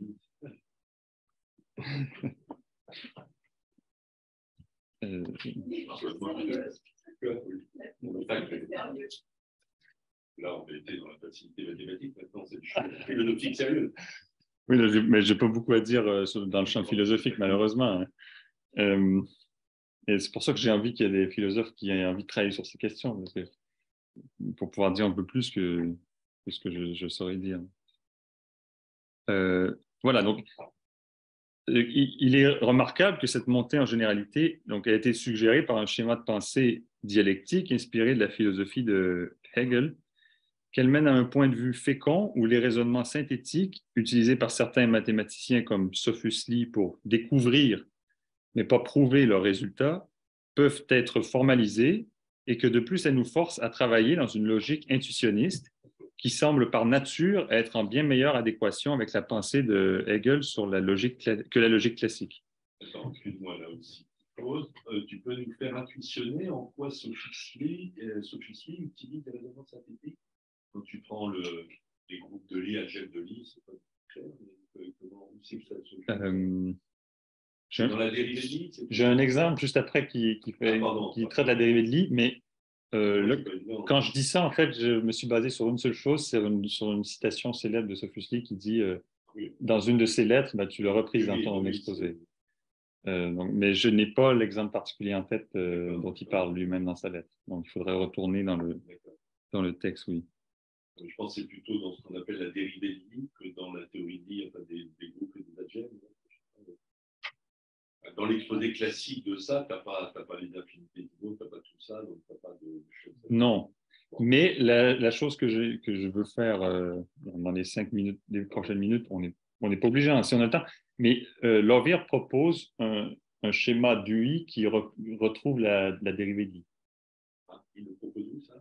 Il le propose dans le même article, un peu plus loin, dans le même... un peu plus loin, je vous le fais au tableau juste après, si vous voulez. Et c'est un peu mystérieux parce qu'il se sert des infinitésimaux, enfin, il se sert de l'anneau des nombres du haut et je ne vois pas vraiment le lien avec la géométrie différentielle synthétique encore. D'accord. Bon, si, elle est assez facile, puisque tu as les infinitésimaux nilpotents au bas des nombres du haut. Hein. Donc, oui. Donc la construction, sauf qu'il n'y a pas tout l'apparat. Enfin, mais en tout cas, l'UI, ce n'est pas la même UI que celle-là. Bon, ok, excuse-moi. J'ai presque terminé. Donc, voilà, cette dernière observation soulève naturellement la question des rapports que pourrait entretenir la science de la logique de Hegel avec la logique intuitionniste, qui est interne à la majorité des topos de faisceaux. À part certains, ils sont tous intuitionnistes. Donc, ma culture limitée ne connaît pas pour l'instant d'études préalables de cette question, mais je suis ouvert à toute référence. Elle me semble être du plus vif intérêt. Si petit, autant que ma mémoire ne vacille pas, il faudrait que tu lises le chapitre de Badiou sur Hegel dans Logique des mondes. Parce que c'est au cœur de Logique des mondes, qui est de dire la logique des mondes est une logique intuitionniste, c'est la logique de l'apparaître. Je vois. Et donc, comment, alors là je ne me souviens plus des détails, comment la logique de Hegel se présente comme une logique de l'être, non pas inclus, mais enfin touche à la logique de l'apparaître. Et c'est là qu'il y a le double propos de Badiou, qui est de dire que tout être apparaît dans un monde, et secondo, que tout apparaît, il n'y a pas d'apparaître fantôme. C'est ce qu'il appelle le théorème du matérialisme. Tout apparaît à un substrat, enfin, substrat n'est pas le bon mot, mais à une base d'être. Il n'y a pas de fantôme. Il n'y a pas d'apparaître sans être. Et il me semble que. Il y a bien des. Non, c'est pas. Non, je veux pas, je me souviens plus très bien, mais c'est à ce moment-là que Badiou essaye d'articuler cette problématique que j'avais fait à celle de Hegel. Très bien. Ben, c'est exactement ce que j'espérais de ta part. Parfait. C'est l'année prochaine, ça. C'est le point de départ pour la suite. Voilà, donc dans le cas que nous venons d'étudier, il s'avère que la philosophie instruit les mathématiques. Il me semblerait tout aussi important de voir comment les mathématiques pourraient à leur tour instruire la philosophie. Ça semble être exactement ce que tu dis là avec Badiou. Donc, le point de vue de la GDS, autrement dit, peut-il aider à comprendre, à approfondir la philosophie de Hegel? Cette question me semble être de très grande importance. Alors, j'ai 3 minutes. Oui, il me reste 2 pages et mon petit exemple, si vous voulez. Alors, comme le dit Gilles Barmas dans son petit ouvrage sur Hegel que j'ai juste ici, donc, la philosophie, aux yeux de Hegel, n'a pour tâche ni de décrire les choses considérées comme données, ni de présenter leur raison d'être abstraite, mais de montrer leur genèse. Donc, l'encyclopédie des sciences philosophiques participent largement de cette époque de l'histoire de la pensée qui met au second plan la description et la construction des systèmes statiques pour promouvoir l'analyse dynamique des processus. Alors, l'incarnation qu'en donne Lovehear dans la géométrie différentielle synthétique est fondamentalement en accord avec ce but, la dérivée d'une fonction étant véritablement, dans son interprétation physique, l'expression de la vitesse, donc du mouvement. Donc, Lovehear donne dans son article un deuxième exemple, un peu plus élaboré, qui va aussi dans ce sens. Donc, il considère un champ vectoriel sur une variété qui représente pour lui les lois du devenir. Donc, dans ce contexte, là, je cite Lovehear, le champ vectoriel trivial joue le rôle d'une référence de non-devenir par rapport auquel un changement, delta, ici I0 moins I1 moins I0, peut être défini. Donc, il s'agit ici véritablement, littéralement, de décrire un système dynamique. Donc, si on voit ce champ vectoriel comme une dérivation de l'anneau des fonctions C infini sur la variété, donc on peut considérer l'UI suivante. Alors,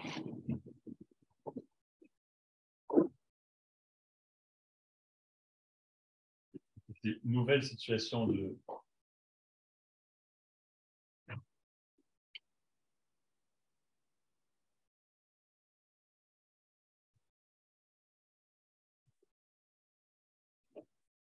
la situation de U qui va nous intéresser maintenant. Donc, on prend M, une variété, et puis on va regarder R, l'anneau des fonctions C infini sur M. Et maintenant, on considère une U qui est quand même légèrement différente de ce qu'on a considéré avant. Donc, on a I0, I1, et puis R dans l'autre sens. Et ici, on prend l'anneau des nombres du haut associés. Donc, ça ici, c'est quoi? C'est l'ensemble des paires de fonctions avec augmenté d'une variable dont le carré est nul. Et puis les morphismes ici, ça va être quoi? Donc I0 d'un F dans R, c'est tout simplement F lui-même. Donc vous additionnez 0 fois epsilon. I1 de F, c'est F plus... Alors, ici on avait un champ vectoriel sur M.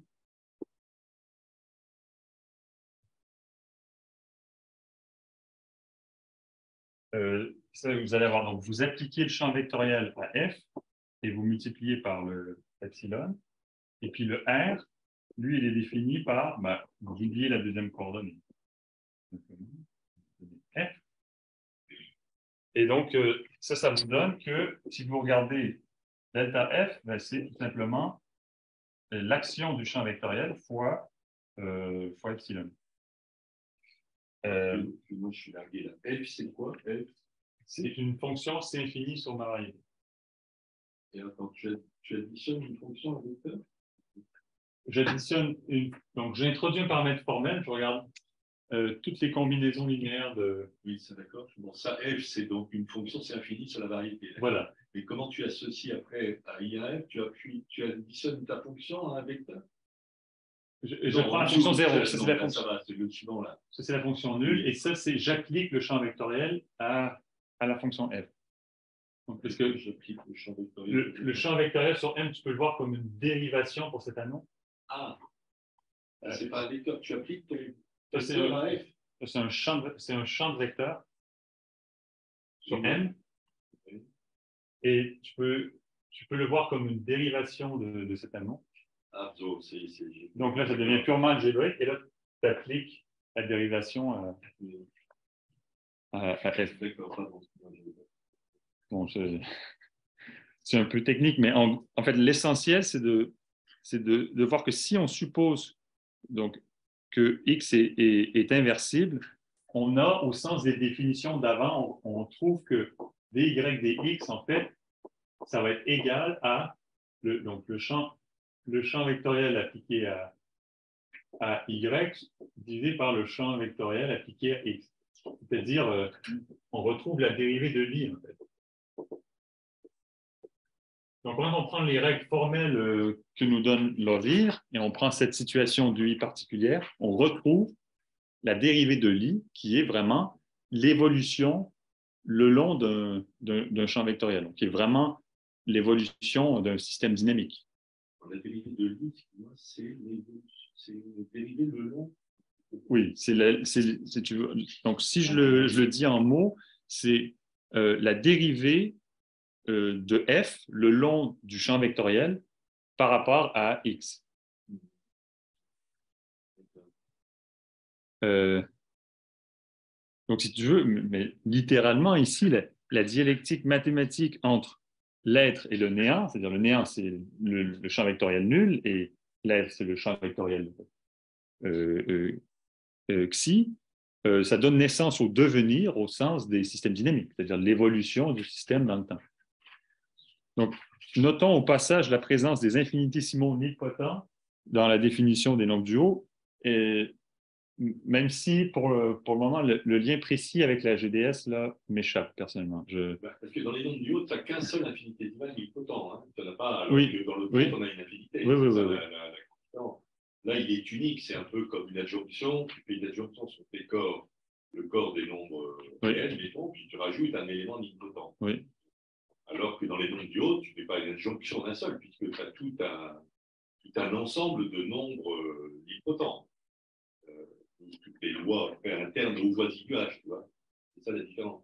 Dans le cas des nombres du haut, tu adjoins un élément, un nombre infinitésimal. Dans le cas de la géométrie différentielle synthétique, tu adjoins en tout point, en tout nombre, un voisinage d'infinitésimaux.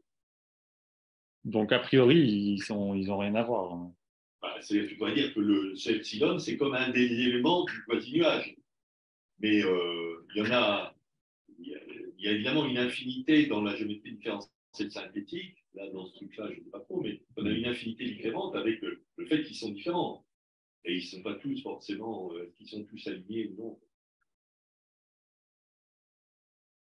Donc, je sais pas, en tout cas, je ne sais pas interpréter cette situation dans le cadre général qui était avant. Quand tu as pris la fonction de D qui va de D dans R, l'axiome, etc., évidemment, tu supposes que tu n'as pas un seul élément, sinon ça n'a pas de sens. Oui, bien sûr. Donc, donc ici, ça n'a rien à voir. Je ne sais pas que ça n'a rien à voir. En tout cas, comme si tu passais d'un élément identifié à tout un paquet.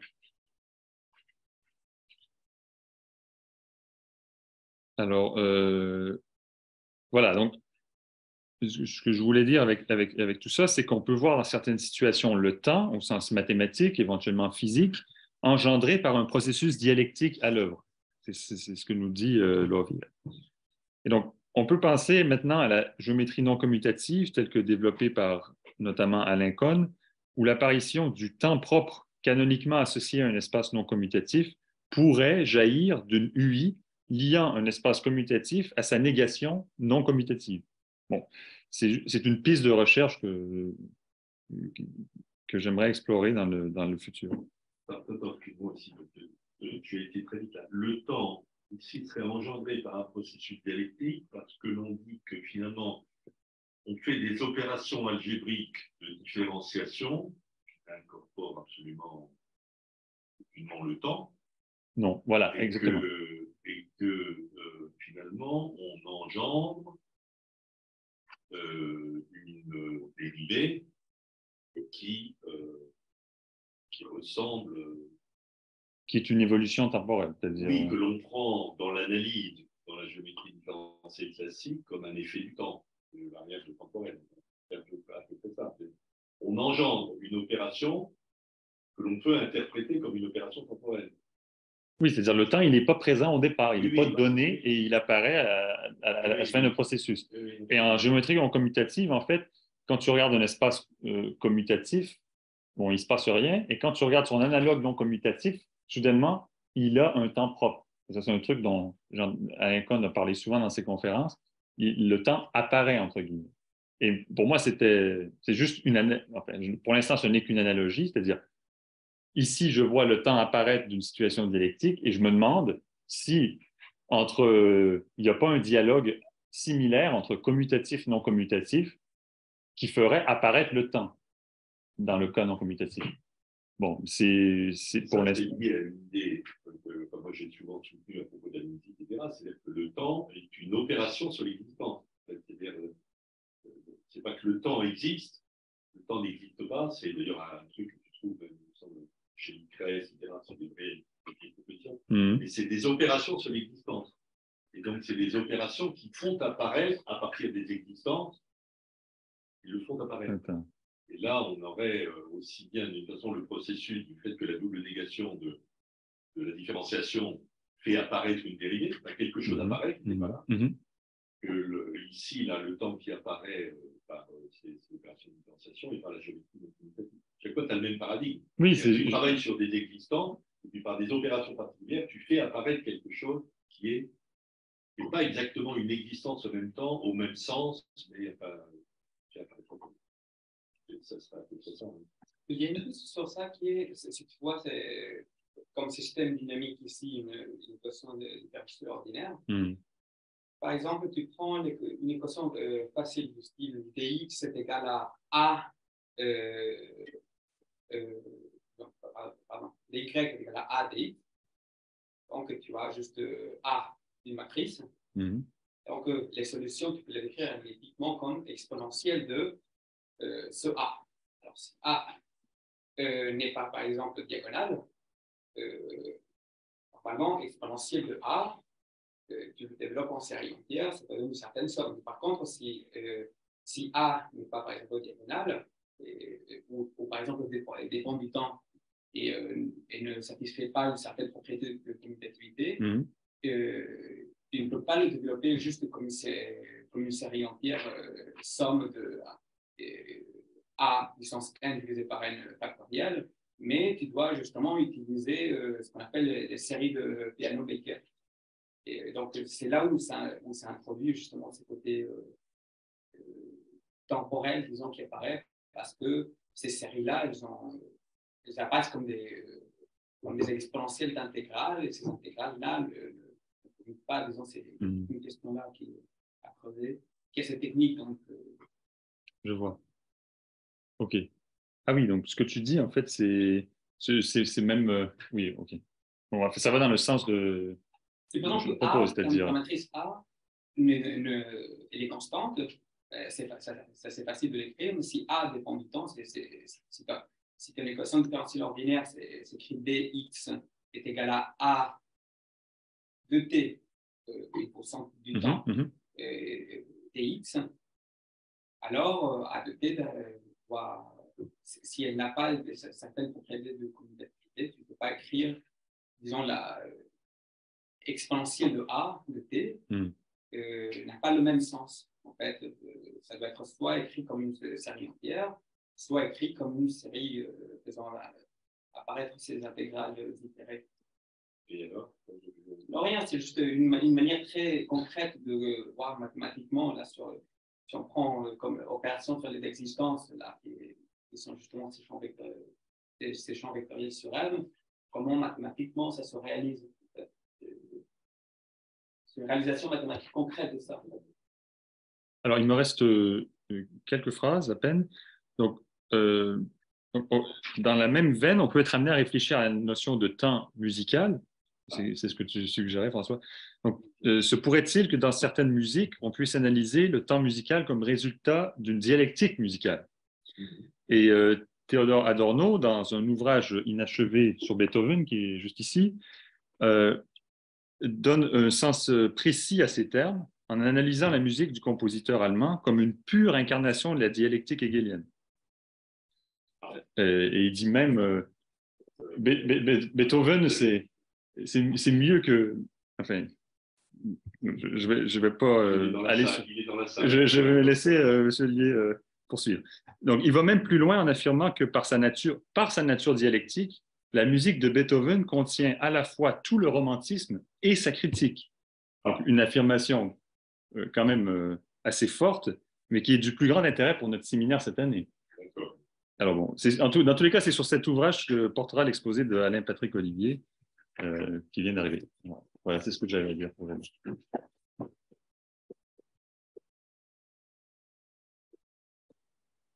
On a quand même encore un quart d'heure, je pense. Ah non, mais non. Enfin, On peut prendre, à la patrie, on peut prendre un petit quart d'heure, c'est pas trop pressé après ou... Oui, on termine. Bah non, mais ça mérite quand même qu'on termine. tu veux me garder sur la chaîne? Non, non, c'est pas grave. Je te signale au passage que, par exemple, Fernéo pratique cette idée-là. C'est-à-dire que composer, c'est dialectiser et par là produire du temps. Ça, c'était assez clair dans la manière dont... Tu dis dans la manière dont il parle ou dans la manière dont il parle de s'amuser? Non, mais même en général, si tu veux, dont il donnait des cours de compétition, j'ai des cours de compétition avec lui, des cours, autour des échanges. Oui. Donc, c'est une problématique qui soutient volontiers que sa musique, mais tu vois ce que c'est la musique de Chanel? Oui. Qu'il s'agit précisément de dialectiser des choses et par là de faire apparaître le temps musical, sachant qu'à ce moment-là, le temps de la composition n'est pas le temps musical au sens évidemment du déroulement chronologique de la chose. Oui, bien sûr. Mais de toute façon, ce n'était pas dans ce sens-là que j'entendais le temps musical. Il faut dire que là, ça a aussi et c'est toute la dialectique là entre les gestes et les figures. Enfin, ça te donne de l'île. Ben, tiens, c'est une forme d'UI. Si tu prends dans ton truc entre gestes et figures. À l'époque de la vie entre-temps, on avait écrit des choses là-dessus. Voilà, il y a une projection. Je trouve intéressant, disons, dans l'exposé, si on revient à la question de GDS, c'est que, en fait, on voit, disons, moi, je vois là-dedans une réflexion proprement mathématique et pas mathématicienne sur une mathématique. C'est-à-dire que Lovier se dote d'un moyen pour réfléchir sur mathématiques, à partir des mathématiques et pas juste comme mathématicien. Et ça c'est toute la théorie des catégories. Exactement. Mais c'est comme lui, il apprend. C'est une opération assez particulière. Mais attends, je voudrais quand même synthétiquement relier tout ça parce que je me suis un peu perdu. Tout ça vient du petit schéma du départ de lui, là, enfin, avec les deux flèches, etc. C'est-à-dire, c'est ce que j'ai, c'est mon angle. Oui, j'entends bien. C'est mon angle. C'est-à-dire de prendre le schéma de lui et de dire, si on a c'est un peu ce que disait Lovir, il disait, si tu as une notion d'algèbre, addition, multiplication, et une situation de UI, alors tu peux faire le calcul différentiel. Oui, c'est précisément les trois flèches. Donc tu peux parler du calcul différentiel. Après, la raison pour laquelle les topos lisses ont été introduits, c'est un peu plus complexe. Ce n'est pas uniquement cette intuition. Ça est basé à ce moment-là sur la différence entre I0 et I1. Oui. Donc, il te suffit d'introduire une différence élémentaire, pas une différence élémentaire, je ne peux pas compteur ou peu importe. Enfin, il te suffit d'en avoir deux différents et puis une rétroaction commune pour engendrer tout ça. Et alors, OK, et ça traduit dans un langage ordinaire, ça donne quoi? Alors, toi, tu dis, il y en a un, c'est le même et l'autre, c'est l'autre, ou comment? Oui, enfin, les deux, I0, I1, il plonge le truc de l'anneau de gauche dans l'anneau de droite. Enfin, il te dit, tu as deux copies de la même chose, mais deux copies différentes et qui sont opposées. C'est comme ta fonction, quand tu fais le delta, tu l'évalues à deux endroits différents. C'est la même fonction, mais elle est évaluée à deux endroits différents. Et après, tu veux réconcilier ces choses. Et évidemment, une manière triviale de réconcilier, c'est de dire, je ramène un point sur l'autre et puis basta. Mais en fait, l'idée ici, c'est que la dialectique va faire naître la dérivée. D'accord. Donc là, on va dire, c'est la version fonctorielle de 1 se divise en 2 parce que R se divise en deux projections, deux inclusions, etc. Deux inclusions, deux modalités d'action ou d'interaction ou de projection sur une situation. En fait. C'est comme ça qu'on peut le prendre individuellement. Deux plongements. Oui, deux plongements. La projection commune. Voilà, exactement. C'est comme tu as une situation dont tu t'y rapportes de deux manières différentes. Et il suffit de ça avec un élément de rétroaction. Oui, une manière de dire c'est toi, en fait. De dire. Oui, en fait, je pense que ce que vient de dire Martin est une bonne synthèse. Tu as deux plongements, mais qui ont une projection commune. Une rétroprojection. Je pense, moi, je dirais rétraction. Disons le tout, la composée du tout, ça serait une rétroaction, tu vois. Mais là, en situation dialectique, c'est quoi? Ils ont une mesure commune de leurs effets, ou je sais pas quoi, pour essayer de Oui, pouvoir oui, le mettre Une dans mesure commune de d'autres, leurs tu vois. effets, je pense. Oui, il y a une sorte de mesure commune des effets de ces deux types d'actions possibles sur une même situation. Quelque chose comme ça. Comme possibilité commune Pas simplement de compossibilité, mais mesure, parce que c'est pas simplement qu'elles sont compossibles, parce que c'est la situation qui les rend compossibles. C'est-à-dire que tu as une rétroaction qui te permet de mesurer de la même manière l'une et l'autre. Est-ce que ça serait ça? La matrice dialectique. Si on met disons, un peu plus de complications, on met le AO, et que du coup, on parle d'adjoint. Il faut qu'il soit adjoint. Ben, du là, coup, ce n'est pas des égalités de non, mais là, on des équivalences. Là, on n'a pas eu besoin des adjoints. Non, justement. Si on met ça, l'égalité se transforme en quelque chose d'un peu. C'est pour ça que je dis comme possibilité, et pas juste mesure. Parce que non, mais d'accord, il y a égalité quand même. Non, mais compliquons pas. Oui. On n'a pas besoin de mettons pas les adjoints. Si on a une espèce de matrice dialectique pure, j'essaye de la formuler dans des termes moins formels. Oui. Donc là, on dirait finalement ici. En fait, tu as une manière de parler de l'autre, et le R, il te permet de les mettre en rapport. Oui, parce que pour l'instant, ils ont mesurer ces deux manières de. Oui, de mesurer la différence, parler de différence. Enfin, oui, mais pour ça, il faut que tu aies la même mesure, parce que tu peux pouvoir comparer les deux. Voilà. Une mesure commune. Oui, sinon, oui. Ok, dans ce sens-là, mesure commune. Oui, si c'est incommensurable, tu ne vas pas. Je vois. Et attends, toi, tu dis qu'à ce moment-là, l'autre à droite, c'est l'autre du premier, ou c'est plutôt la dialectique entre l'un et l'autre, entre les deux foncteurs? C'est pas pareil. C'est moins. Non, mais le même, c'est I0, c'est l'inclusion triviale. L'autre, c'est I1. R, c'est celui qui. Non, mais je veux dire, en termes dialectiques, moi, je ne dirais pas, si tu mets B et C au départ, contre B et C, c'est pas tant que C et l'autre. Non, absolument pas. Absolument pas, c'est ça, c'est que B se rapporte à C, mais il se rapporte, la manière dont il se rapporte se divise en deux, et qu'entre les deux, il y a quelque chose qui est le même entre ces deux actions et quelque chose qui est autre. Donc la dialectique du même et de l'autre est plutôt entre les deux foncteurs et pas entre les deux catégories. Absolument. Oui, d'accord, ok, c'est ça. Et donc là, finalement, la matrice se soutiendrait de ça sous condition qu'il y a le R. C'est-à-dire qu'il y a une mesure commune dans la division en deux. Dans la dialectique, si tu veux, classique, un se divise en deux, mais ramené à 1 sans être le même. Il y a quelque chose de tenue du 2 qui est que tu peux mesurer l'un à l'autre. C'est pas. Et c'est ce qui fait que quand tu reviens par R, tu n'es pas revenu trivialement au même. Parce que tu as eu cette interaction avec l'autre. R est commun, une mesure commune des deux I. D'accord, ça c'est passionnant.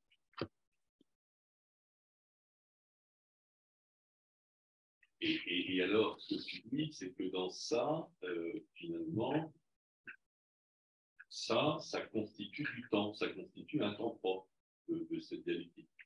Cette dialectique, par elle-même, via les opérations, va constituer son temps.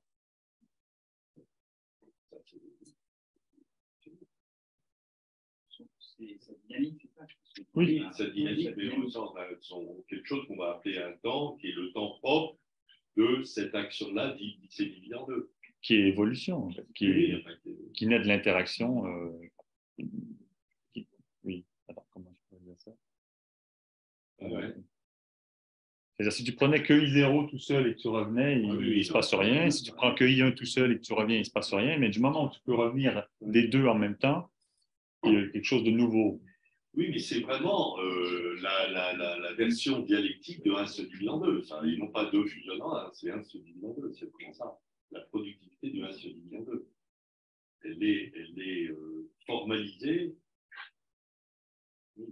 Oui, au niveau, et si tu veux, ça bâtit sur ce que tu avais étudié dans un vieux texte sur les manuscrits mathématiques de Marx, où il interprète la dérivée de manière par la dialectique, mais c'est exactement cette dialectique. Oui, sauf que là, c'est pas tout à fait pareil, parce que dans Marx, c'était, autant je me souviens, la productivité de la double négation, Oui. C'est l'idée que dans la dérivée, on a une double négation, parce qu'on pose une première négation, une différence de x. On pose un dx, delta x, un écart.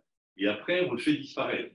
Donc, on a produit une différence, une négation, une altération qu'on réduit. Oui.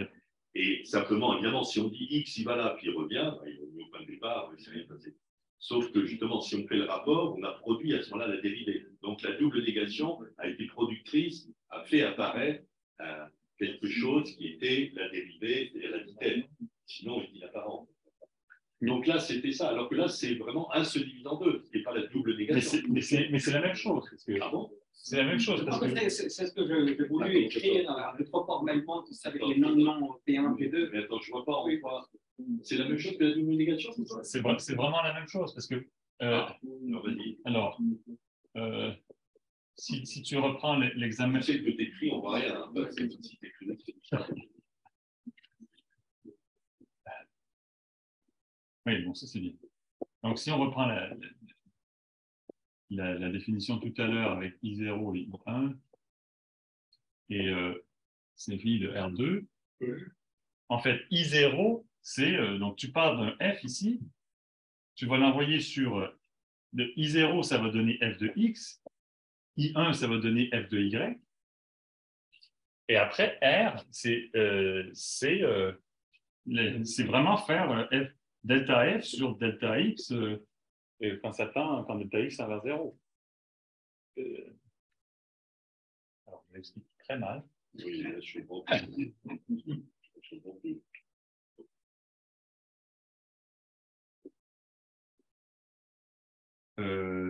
Mais alors, une chose sur laquelle il faudra déjà qu'on s'accorde, c'est le fait que donc de x, f de x, f de y. Et si tu prends les définitions qu'on a tout à l'heure, I0 de f, c'est f de x. Et I1 de f, c'est f de y. Et alors, R,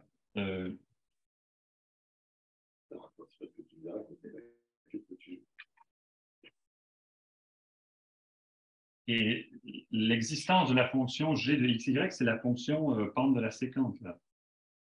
C'est la fonction qui te donne la pente ici. C'est g de xy.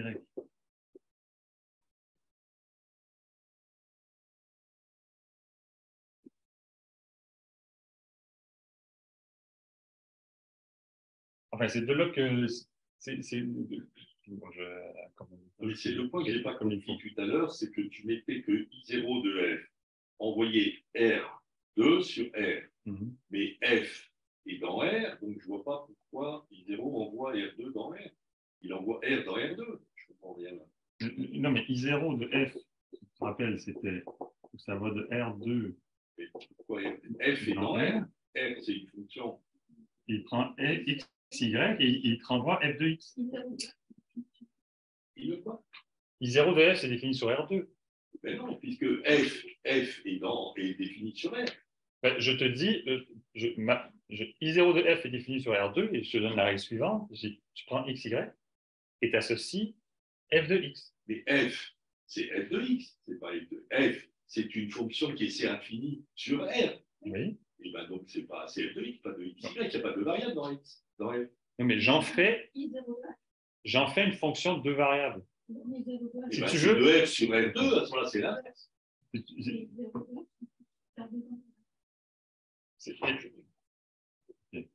F appartient.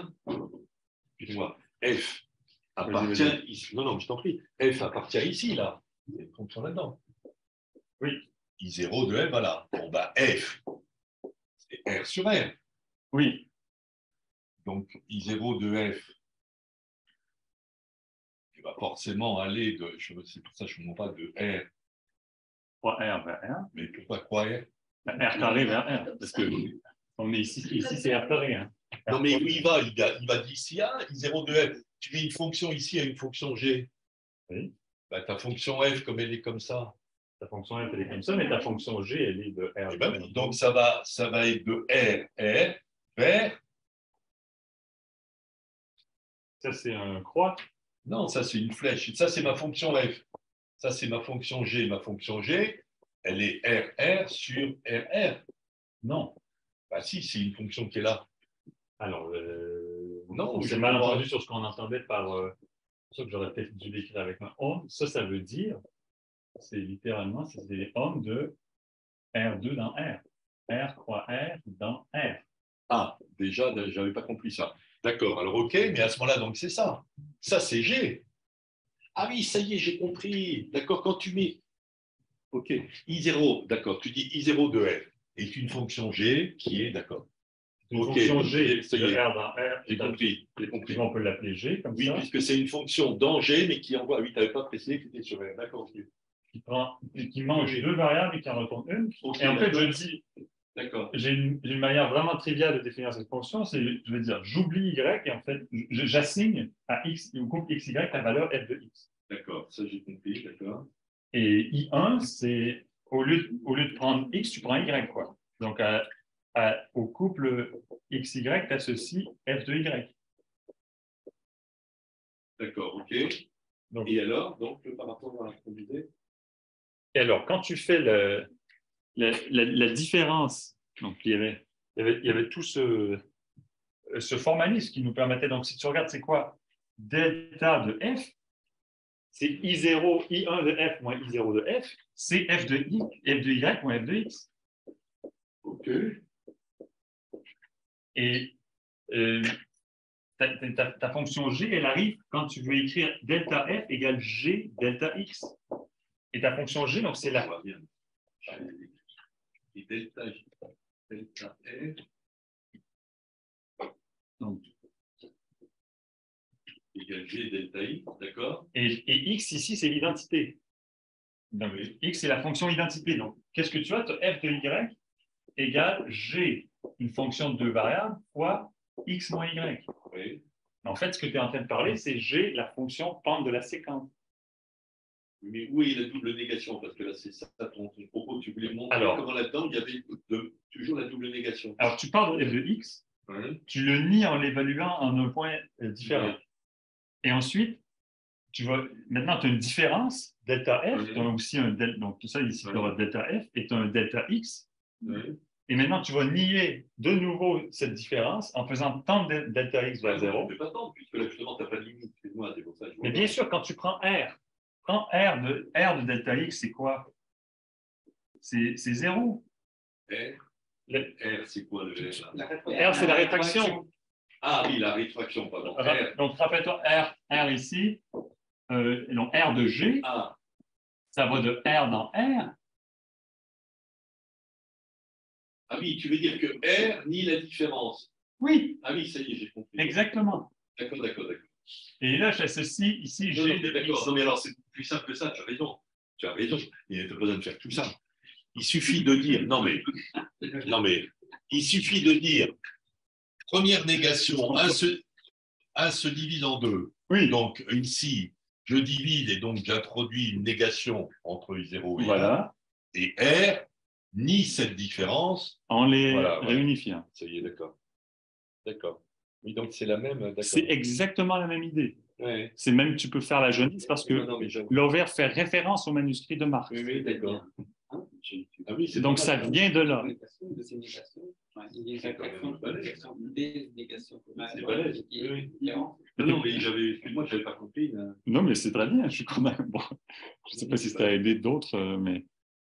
En tout cas, je vais taper tout ça comme il faut et pour vous en faire quelque chose que vous pouvez lire. Parce que moi, je suis persuadé, mais je vous signale, je voudrais proposer, on va faire une séance. Je propose cette année, exceptionnellement, de faire le dernier après-midi de Magnifique, une séance, on verra comment on se partage le temps avec Martin, mais pour voir l'année prochaine comment on pourrait, ne pas continuer sur le romantisme, mais je pense que sur ces questions dialectiques, différenciation, géométrie différentielle, on pourrait essayer de mettre ça au cœur du séminaire, enfin, Magnifique. Et c'est absolument passionnant. D'accord, bah écoute, merci, bravo. Bon, à toi, maintenant, tu as vu ce que tu veux aller. On a monté la barre. Tu vas nous montrer que Beethoven contient à la fois tout le romantisme et toute sa critique. Et tout ça.